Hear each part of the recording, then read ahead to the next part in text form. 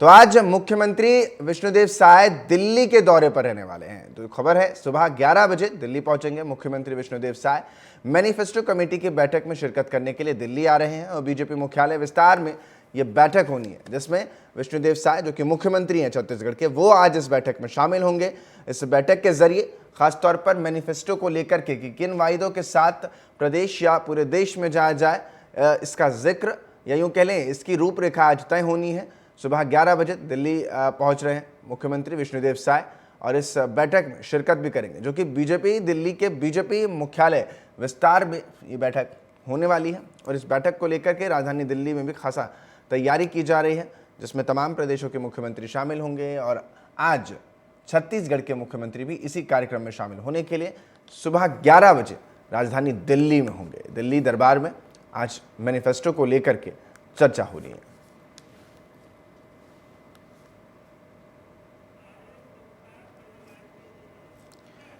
तो मेरे सहयोगी अरुण गुप्ता ज्यादा जानकारी के साथ फोन लाइन पर जुड़ गए हैं। अरुण, आज मैनिफेस्टो कमेटी की बैठक राजधानी दिल्ली में होनी है, जिसको लेकर के तैयारियां होनी है। क्या लगता है प्रदेश की किन बड़ी बातों को लेकर के सत्तासीन भारतीय जनता पार्टी लोगों से मुखातिब हो सकते हैं इन चुनावों में? देखिए अंकित, मुख्यमंत्री विष्णुदेव साय का आज दिल्ली दौरा है और ये दौरा जो है सुबह 8 बजे यहाँ से दिल्ली माफ करिएगा छत्तीसगढ़ से दिल्ली के लिए रवाना हो गए। सीएम साहब जो है घोषणा पत्र समिति की बैठक में शामिल हो गए। घोषणा पत्र समिति की एक ऐसी बैठक है जिसमें कल ही जो है धमतरी में मुख्यमंत्री विष्णुदेव साय ने एक बयान जारी किया था कि हम जिस तरीके से कांग्रेस के जैसे जो है हवाई घोषणाएं नहीं करते हैं, हम जो भी करते हैं जनता के हित के लिए करते हैं, जनता के लिए करते हैं। और ये हमारा पूरा केंद्र, यहाँ से लेकर केंद्र तक का जो एक टीम है, एक कमेटी है, वो तय करती है कि जनता को हमें कैसे ज्यादा से ज्यादा योजनाएं उनको धरातल पर उतारी जाए और जनता को सीधे इसका लाभ पहुंचे। तो कुल मिला के ये जो इसकी पूरी समिति है, इसकी पूरी बैठक होनी है दिल्ली में, जिसमें विष्णुदेव साय 8 बजे दिल्ली के लिए रवाना होंगे। घोषणा पत्र समिति की बैठक में शामिल होंगे, वहीं देर शाम जो है दिल्ली से रायपुर वापस लौटेंगे। अरुण, कितने बजे का कार्यक्रम ये है कि विष्णुदेव साय मुख्यमंत्री छत्तीसगढ़ से दिल्ली के लिए रवाना होंगे, और आज क्या कुछ कार्यक्रम छत्तीसगढ़ में भी वापसी के बाद रहने वाला है? अंकित, इसमें जो है देर शाम को लौटेंगे सीएम, तो इसमें शाम को रायपुर में तो ऐसा कोई कार्यक्रम अभी तक जारी नहीं हुआ, लेकिन इसमें अभी मॉर्निंग में सुबह 8 बजे के लगभग में सीएम साहब जो है निजी उसमें हेलीकॉप्टर से दिल्ली के रवाना होंगे, जिसमें 11 बजे के लगभग जो है ये पूरा कार्यक्रम होना है। घोषणा पत्र समिति की जो बैठक होगी वहाँ पे बैठक में सीएम शामिल होंगे। इसमें कई राज्यों के सीएम जो है शामिल हो सकते हैं, वहाँ के कई मंत्री शामिल हो सकते हैं। तो ये पूरा घोषणा पत्र को लेकर शामिल हो गया, फिर देर शाम जो है रायपुर लौट आएंगे। एक आखिरी सवाल आपसे ये भी रहेगा कि सिर्फ मुख्यमंत्री ही जा रहे हैं या कैबिनेट से कोई और भी मिनिस्टर उनके साथ होगा? देखिए, अभी तक जो दावा किया जा रहा है बीजेपी के द्वारा, तभी तक मुख्यमंत्री विष्णुदेव साय के जाने की वो है, चूंकि जिस तरीके से हमने लोकसभा चुनाव है तो डिप्टी सीएम सहित कई जो कैबिनेट मंत्री हैं वो सभी जो सीएम अलग अलग जो है जिलों में दौरा करने जा रहे हैं, उनको दौरा के लिए लगाए हैं। चूंकि जनता से सीधे संवाद यहाँ जो कार्यक्रमों का आयोजन होना है उसमें जा रहे थे। अभी तो जो जानकारी प्राप्त हो, सीएम विष्णुदेव साय खुद ही जो है बैठक में शामिल होने जा रहे हैं, और जिसमें ये भी संभावना जताई जा रही है कि इसमें और भी कई राज्यों के जो है सीएम आ सकते हैं। ठीक है, बहुत बहुत शुक्रिया अरुण तमाम जानकारी के लिए। बीजेपी के दिग्गज नेता और पूर्व उप प्रधानमंत्री लालकृष्ण आडवाणी जी को बीते रोज उनके आवास पर भारत रत्न से सम्मानित किया गया, और इस भारत रत्न से सम्मान पर छत्तीसगढ़ के सीएम विष्णुदेव साय ने भी सोशल मीडिया प्लेटफॉर्म एक्स, जिसको पूर्व में ट्विटर कहा जाता था, इस पर पोस्ट करके लिखा, भारतीय जनता पार्टी के संस्थापक सदस्य, राजनीति में शुचिता के प्रतीक, अपना जीवन राष्ट्र और लोकहित में समर्पित करने वाले पूर्व उप प्रधानमंत्री आदरणीय श्री लालकृष्ण आडवाणी जी को महामहिम राष्ट्रपति श्रीमती द्रौपदी मुर्मू जी ने उनके आवास स्थल जाकर सर्वोच्च नागरिक सम्मान भारत रत्न से सम्मानित किया है।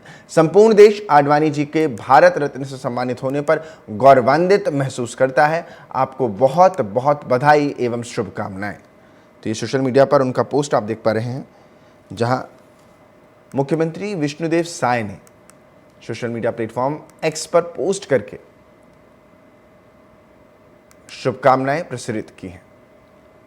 लालकृष्ण आडवाणी जी को पूर्व प्रधानमंत्री रहे हैं, पूर्व उप प्रधानमंत्री रहे हैं, यानी डिप्टी प्राइम मिनिस्टर रहे हैं इस देश के।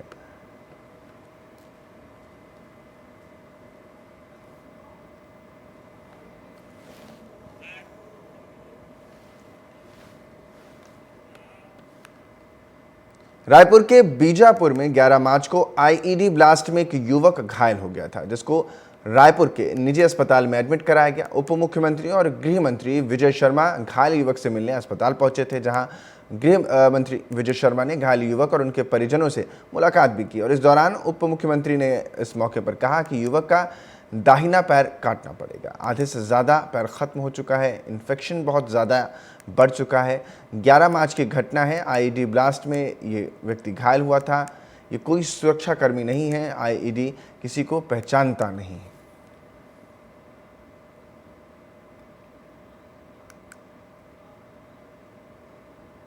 तो अस्पताल पहुंचे हैं आईईडी ब्लास्ट में घायल युवक से उनका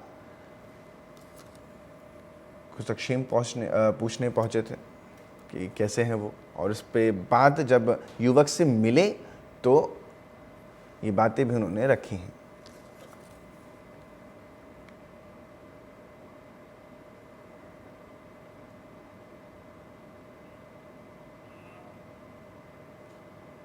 राजनांदगांव लोकसभा सीट से बीजेपी का दबदबा आज भी साफ तौर पर देखने को मिलता है। पिछले 5 चुनावों में ही लगातार भारतीय जनता पार्टी को इस सीट से जीत मिलती आई है। अब तक हुए 15 चुनावों में बीजेपी 7 तो कांग्रेस बीजेपी 7 रही है, तो कांग्रेस 5 बार यहां पर जीत दर्ज कर पाई है। और 1984 से लेकर 2019 तक अगर बात की जाए तो राजनांदगांव लोकसभा सीट से जीत हार की कौन किस पर अब तक भारी पड़ता रहा है, ये स्पेशल रिपोर्ट के जरिए हम आपको समझाते हैं।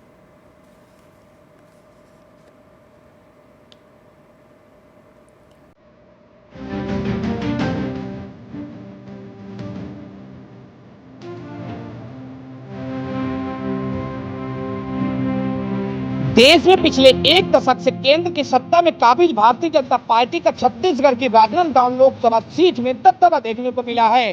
भाजपा को राजनांदगांव सीट में भी अपनी पैठ बनाने के लिए काफी मशक्कत करनी पड़ी थी। 1984 में पहले आम चुनाव में भाजपा यहां से शिव कुमार शास्त्री को मैदान में उतारा था। इस चुनाव में महज उन्हें 9.67 यानी 32,465 वोट हासिल हुए थे और वे चौथे पायदान पर रहे। लेकिन इस चुनाव के बाद से ही लगातार भाजपा अपने मतों के प्रदर्शन में सुधार किया है। यही कारण रहा कि इसके 5 साल बाद 1989 में लोकसभा की आम चुनाव में भाजपा ने पहली दफा इस सीट से जीत हासिल की थी। इस चुनाव में भाजपा ने धर्मपाल गुप्ता को मैदान में उतारा था, जिन्होंने 2,49,389 मत हासिल करते हुए कांग्रेस के दिग्गज नेता शिवेंद्र बहादुर सिंह को शिकस्त दिए थे। इसके बाद तीसरे चुनाव में भाजपा ने 1955 में फिर से धर्मपाल गुप्ता को मैदान में उतारा, लेकिन इस चुनाव में कांग्रेस के शिवेंद्र बहादुर सिंह से हार गए थे। हालांकि चुनाव में भी भाजपा दूसरे पायदान पर रही। इसके बाद 1996 में भाजपा ने अशोक वर्मा को टिकट दी, जिन्होंने कांग्रेस के शिवेंद्र बहादुर सिंह को हराया था। देश में पिछले 1 दशक से केंद्र की सत्ता में काबिज भारतीय जनता पार्टी का छत्तीसगढ़ की राजनांदगांव लोकसभा सीट में दबदबा देखने को मिला है। 4 दशक पहले 1984 में पहली दफा राजनांदगांव लोकसभा सीट से अपने प्रत्याशी उतारने वाली भाजपा अब इस सीट से सर्वाधिक चुनाव जीतने वाली पार्टी बनी है। दुर्ग से अलग होने के बाद 1962 से अब तक राजनांदगांव लोकसभा सीट में हुए 15 चुनावों में भाजपा ने 7 बार जीत हासिल की है, तो वहीं कांग्रेस सिर्फ 5 चुनाव ही जीत पाई है। 1998 में हुए लोकसभा चुनाव में भाजपा ने फिर से अशोक वर्मा को मौका दिया, लेकिन कांग्रेस प्रत्याशी एवं मध्य प्रदेश के पूर्व सीएम रहे मोतीलाल वोरा से चुनाव हार गए थे। इस चुनाव के बाद अब तक हुए सभी 1999, 2004, 2009, 2014 एवं 2019 लोकसभा के आम चुनाव में भाजपा ने जीत हासिल की।